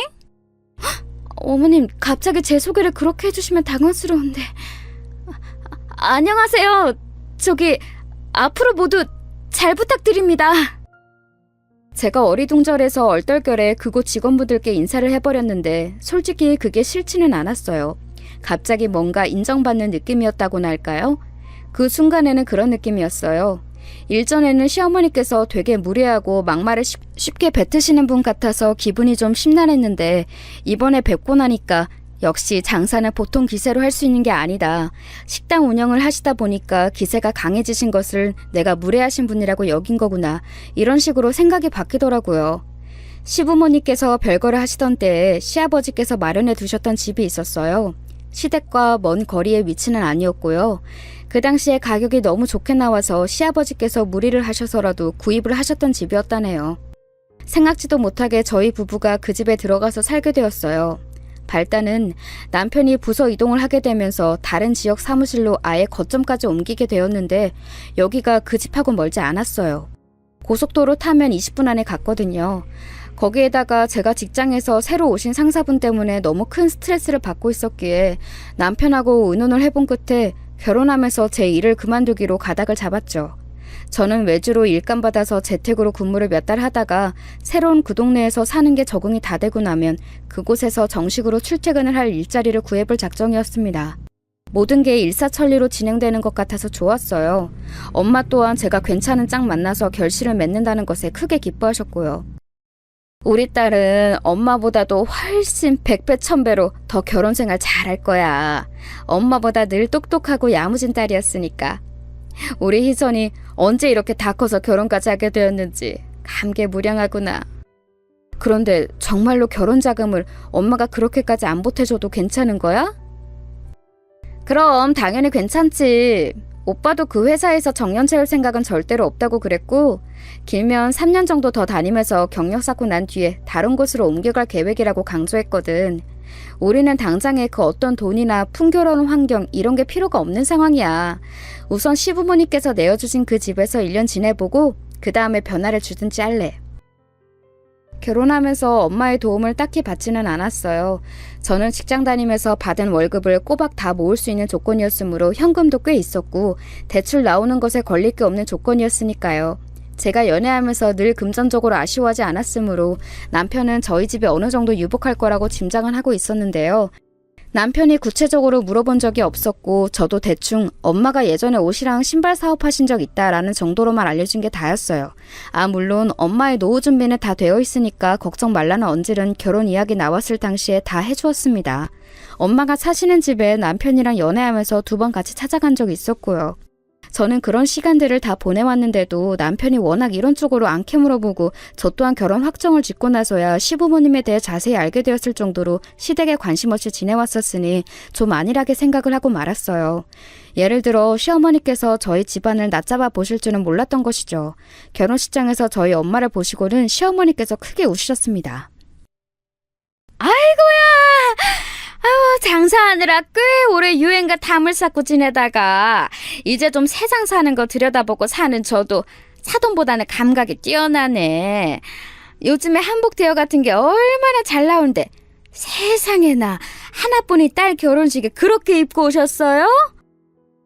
시어머니께서는 진심으로 웃겨 죽겠다는 듯 배까지 잡고 깔깔 우시셨는데요.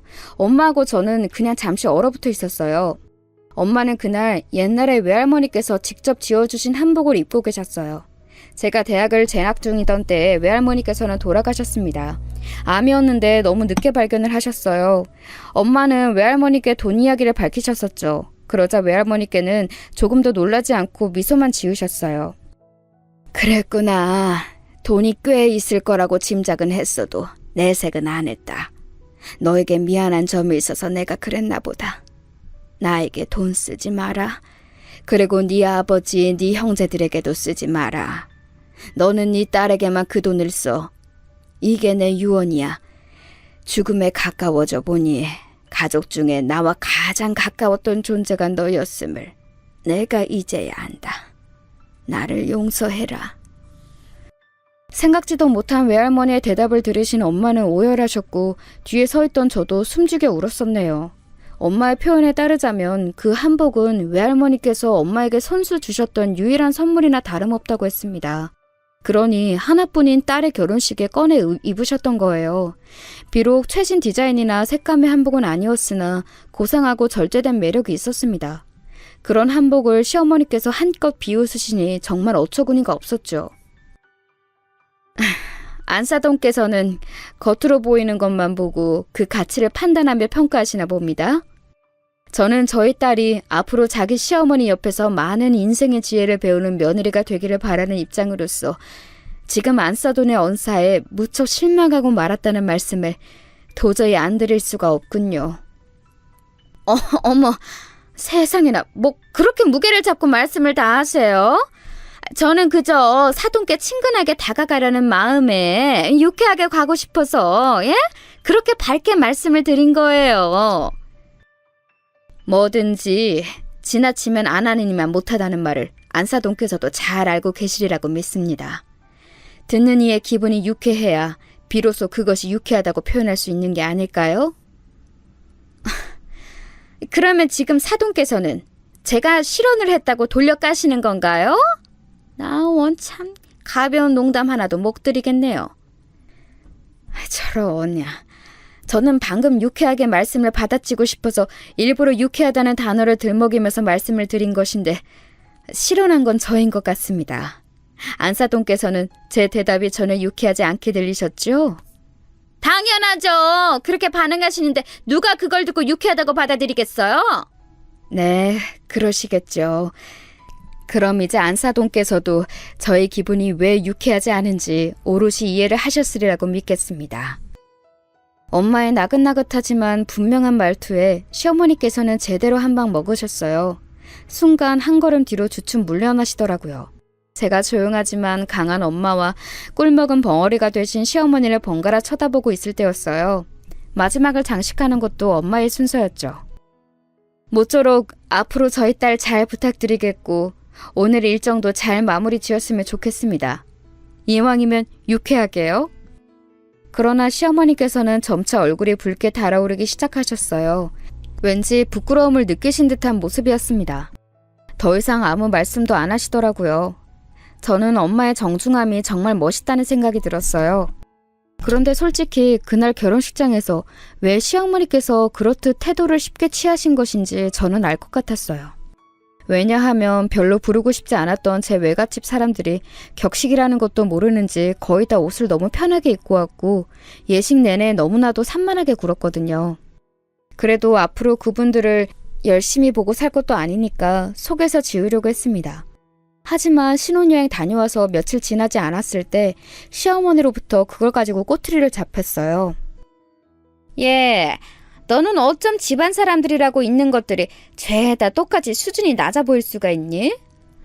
나 그날 식장에서 보고 얼마나 기가 막히고 코가 막혔는지 모른단다. 거기 식구들 중에서 명문대 나온 사람 하나라도 있니? 대기업 다니는 사람은? 글쎄요, 제가 활발하게 교류를 하면서 살아온 게 아니라서요. 어디 대학 나와서 어디 직장 다니는지까지는 잘 모르겠네요. 죄송해요. 친인척들과 별로 안 친하게 지냈구나. 하기사 서로에게 엉겨붙을 만한 건덕지가 딱 봐도 없을 것 같더라. 콩고물이라도 떨어지는 사이여야 한 집안 사람들끼리도 붙어먹을 유대감이 생기는 거야. 그런데 너네는 너랑 네 엄마 딸랑 둘이 전부이고 돈이고 뭐고 내세울 것도 없고 그나마 네가 4년제 대학 나와서 부지런히 취업한 거 하나가 업적이구나. 저는 제가 잘못 들었나 싶었습니다.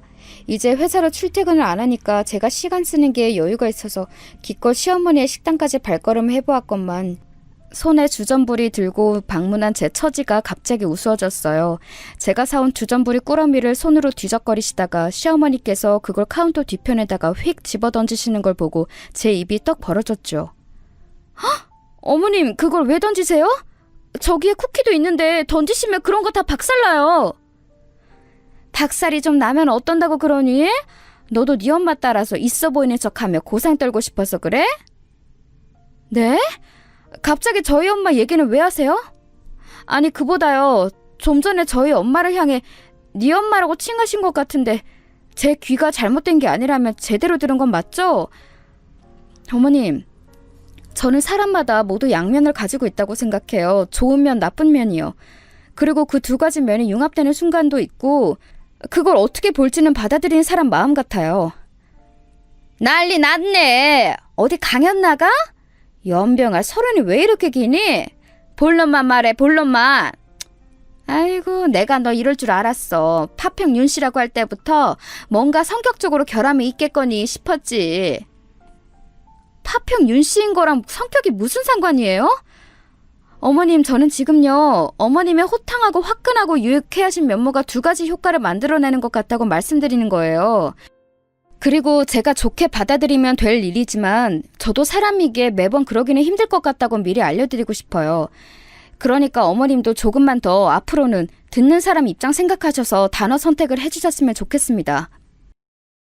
콩 심은데 콩 나고 팥 심은데 팥 난다더니 네 엄마도 딱 보니까 쥐뿔도 뭣도 없으면서 무게감은 있는 대로 잡아대고 목소리 쫙 깔면서 나를 가르치려고 들던데 그 엄마한테서 난 그 딸이구나. 너 내 성질 긁지 말고 오늘 이만 돌아가거라. 열 뻗친다. 시어머니께서 손을 휘두르셨고 저는 화가 나서 손이 약간 떨려올 지경이었지만 티를 내지는 않고 아무렇지 않은 척 꾸벅 인사하고 나왔어요. 그런데 식당을 나와서는 분노의 한숨을 연이어 내쉬었습니다. 역시 첫인상대로 너무 거침없으신 분이었는데 제가 장사하시다 보면 그럴 수도 있지 같은 합리화를 하면서 너무 쉽게 넘겼던 것이 아무래도 패착인 듯 싶었어요. 속에서 갑갑함이 몰려왔으나 결혼생활 초장부터 너무 스트레스 받고 싶지는 않아서 애써 털어버리고자 했네요. 이런 이야기 불행한 결혼생활에 노이로제가 있으신 엄마에게는 절대 하고 싶지 않았고요. 그렇다면 누가 했겠나요? 타지에 와서 의논할 상대란 남편뿐이었죠. 저는 남편에게 있었던 일을 미주알 고주알 다 떠들었어요. 그런데 남편이 밥 먹으면서 제 이야기를 가만히 한참 듣고만 있더니 갑자기 뜬금없는 사실을 밝히지 뭡니까? 내가 이런 이야기를 할까 말까 망설였는데 우리 엄마 말이야. 사실은 내가 엄청 힘들게 설득했었어. 거품 물고 하도 반대를 하시는 바람에 나도 힘들었어. 응? 오빠 그게 무슨 소리야? 어머님을 힘들게 설득했다니? 오빠 지금 설마 우리 결혼 이야기 하는 거야? 어머님이 나를 그토록 반대하셨었다고? 내가 네 이야기를 쭉 드렸는데 결사 반대를 하셨어.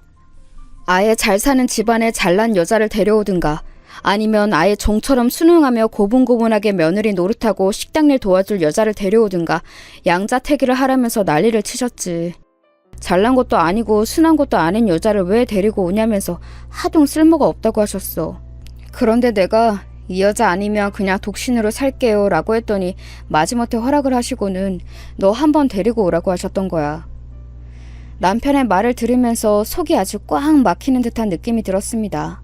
저는 이도저도 아니니까 시어머니께서 얼마나 저를 눈엣 가시로 얄밉게 보셨겠나요? 그러 숨겨진 비화를 알고 나니까 왠지 시어머니께서 느끼고 계실 기분이 뭔지 짐작이 가더라고요. 당신께서는 오랜 부부관계 불화를 딛고 버텨내면서 식당을 차려 성공적으로 운영해오신 멋진 신여성인데 쥐뿌리 개뿌리 아무것도 없는 저희 엄마가 옛날 한복 입고서는 전혀 기죽지 않고서 고상하게 말씀을 하시니까 너무 꼴보기 싫으셨을 거예요. 게다가 저희 외갓집 식구들이 결혼식장에서 행색이며 태도이며 너무 별로였으니 점수는 계속 깎일 수밖에 없었겠죠. 아, 진짜 어이가 없고 답답하네. 근데 오빠는 이런 이야기를 아예 알려주지 말든가 처음부터 알려주는가 했었어야지. 내가 미리 알려준다고 해서 뭐가 달라져? 그런 건 아니잖아. 난 그냥 엄마가 괴팍하게 구셔도 네가 너무 도발적으로 반응하지 않았으면 해서 그런 마음에 지금 알려주게 된 거야. 엄마가 지금은 그러셔도 시간이 좀 지나면 달라지실 거고 너에게도 마음을 여실 테니까 조금만 기다려봐.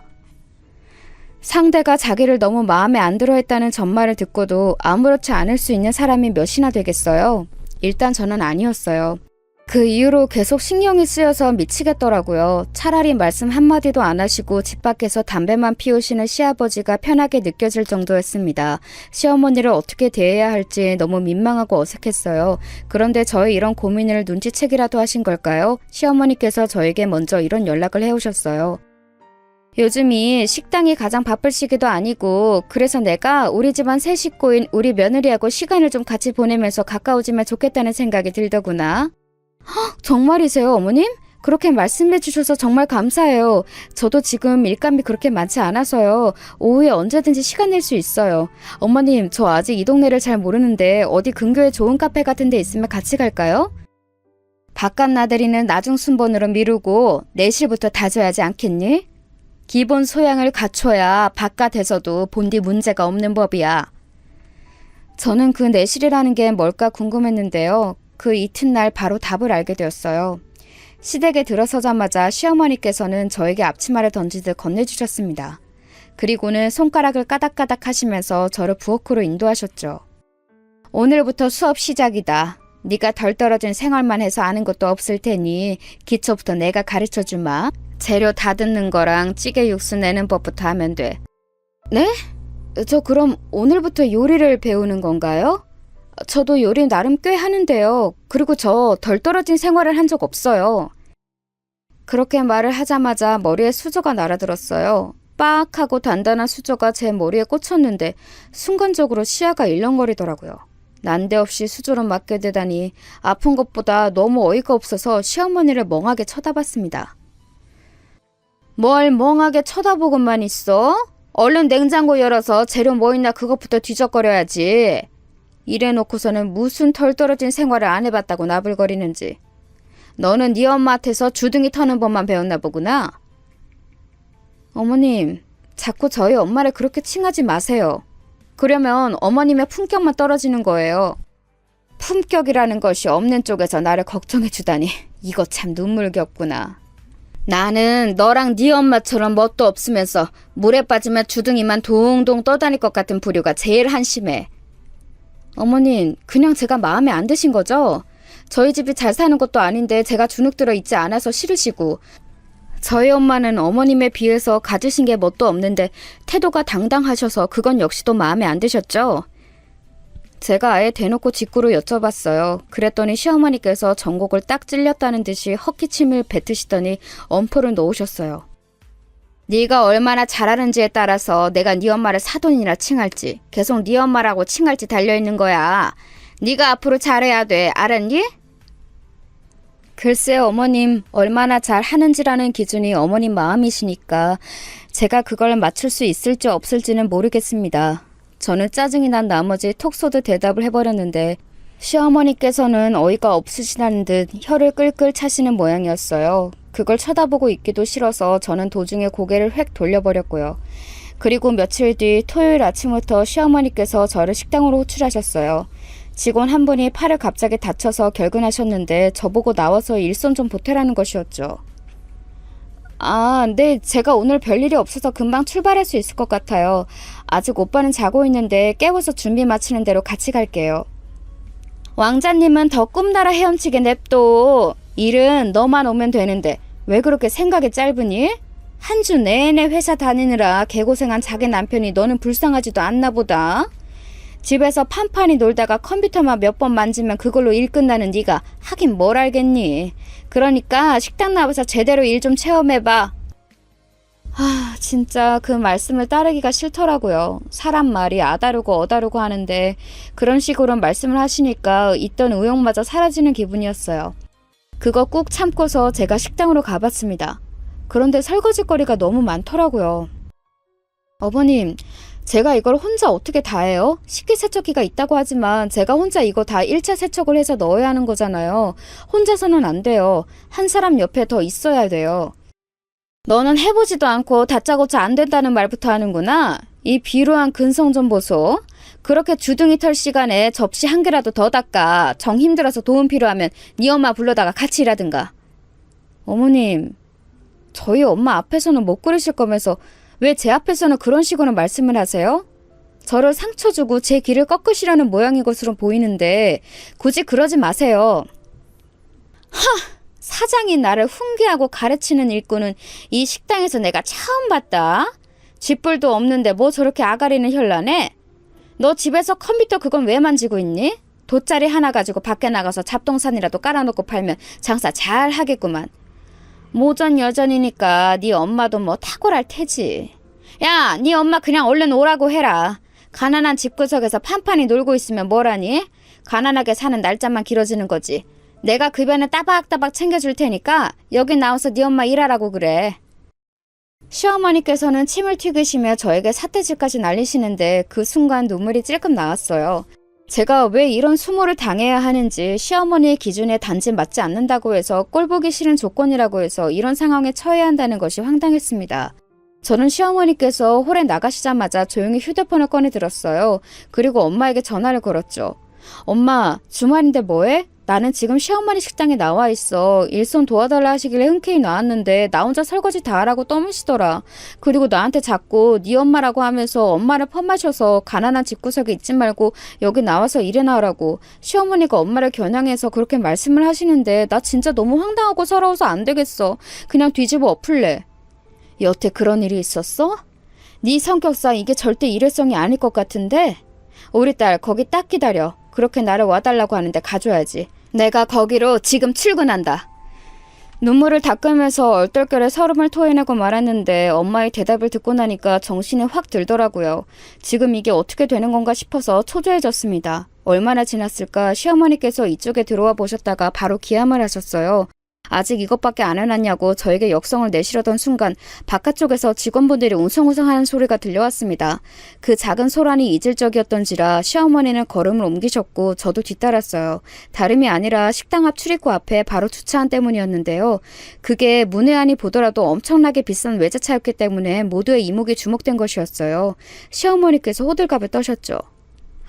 아니 세상에, 이 동네까지 저런 비싼 차가 들어왔어? 돈이 엄청나게 많은 사람인가 보네. 우리 식당에 밥 먹으러 온 모양인데 이게 웬일이니? 차를 조금만 뒤로 빼서 주차해달라고 말해야겠다. 저기, 응? 아니 이게 누구세요? 사돈? 왜 거기에서 내리세요? 안녕하셨어요. 제 차니까 여기서 내리지. 그럼 어디서 내릴까요? 저희 딸아이가 그러는데 저보고 이 식당에서 일을 하라고 강력 권유를 하셨다면서요. 그래서 쇳불도 당김에 뺄 겸 바로 출근했습니다. 출근이요? 아니 그보다 저거 사돈이 모는 차예요? 면허도 없을 것 같이 생기셔서 저런 외제차를 모세요? 돈이 어디 있으셔서요? 저 지금 너무 이해가 안 되고 무척 혼란스러운데 억소리 날 것 같은 저런 차를 대체 사돈이 왜... 잘 보셨네요. 억소리 나는 차 맞아요. 참고로 억소리 5번 정도 납니다. SUV 한 대 뽑고 싶어서 어떤 게 있나 보다가 고르는 게 머리 아파서 그냥 제 형편에 맞는 걸로 뽑았어요.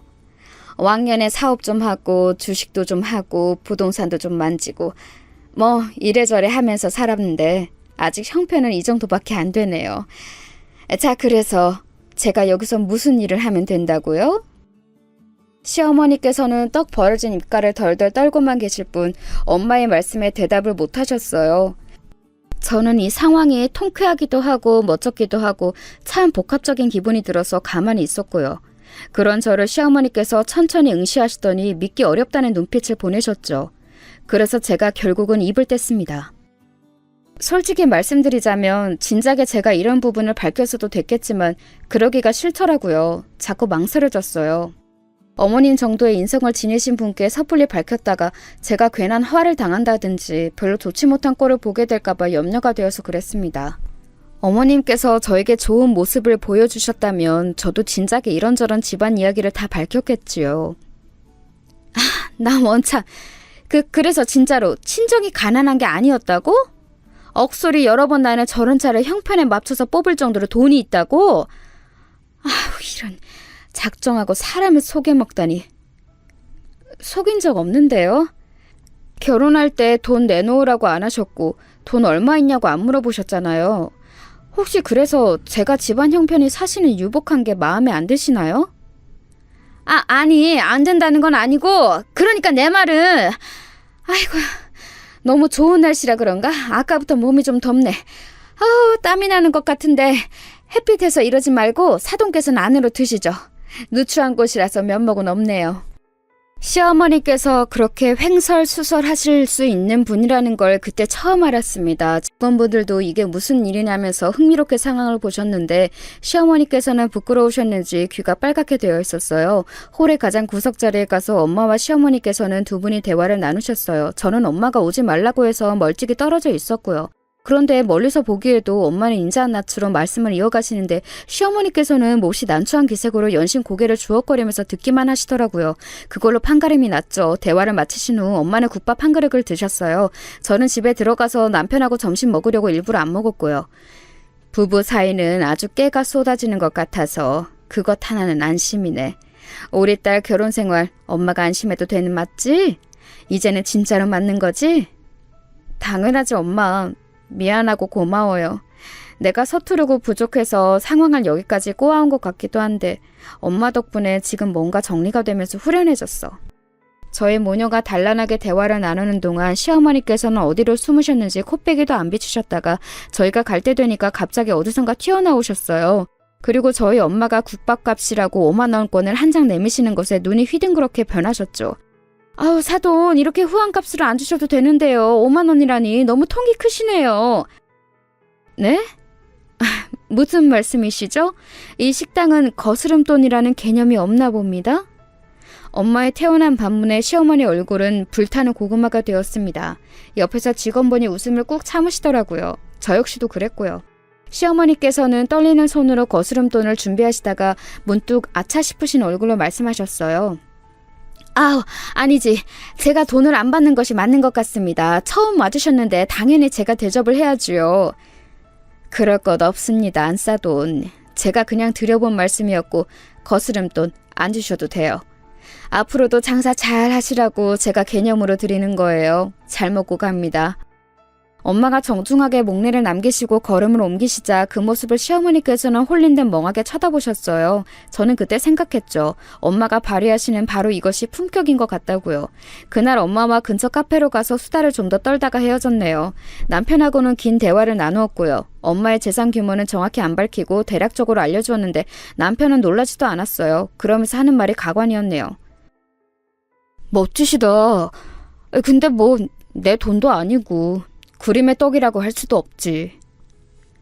얼마나 미련 하나 없어 보이는지 몰라요. 도대체 이런 남자를 그런 시어머니께서 어떻게 낳고 기르셨는지 의문이었네요. 멋대가리는 없는 남자이지만 제가 남편감으로는 잘 고른 것 같아요. 그 이후로 시어머니께서는 저희 엄마를 깍듯하게 사부인이라고 칭하기 시작하였고 휴대폰에 저를 며느님이라고 저장해 놓으셨더라고요. 그 이전에는 원래 며느리였는데 바뀐 거였죠. 그걸 발견하고도 저는 그냥 모르는 척했어요. 그게 편한 것 같아서요. 지금 현재 시어머니와 고부관계가 솔직히 엄청 편하지는 않아요. 그런데 그렇게 되기란 어차피 쉽지 않은 것 같아서 이 정도에 충분히 만족하면서 지내는 중이랍니다.